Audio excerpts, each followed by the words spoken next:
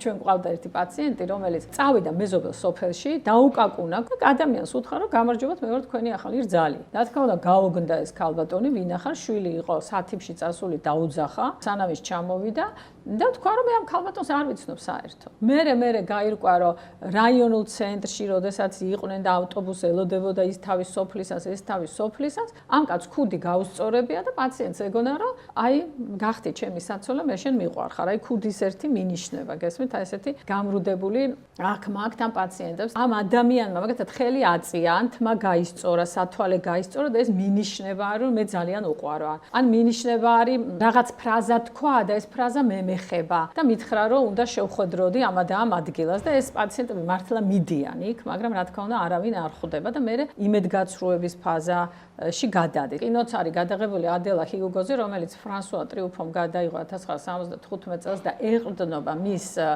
დღიურებს და აი ამ კინოში კარგად ჩანს ამ ადამიანის ასე ვთქვათ უკუსვლა და დეგრადაცია ბოლოს როგორ დააკონკილ, დახეული, გაუბედურებული ტანსაცმლით ჭუჭყიანი დადის ამ ქუჩებში სადაც ბავშვები დასცინიან, ქვებს ესვრიან და იძულებულია ღამე გამოვიდეს, იმიტომ რომ დღე ასეთ მძიმე დღეშია.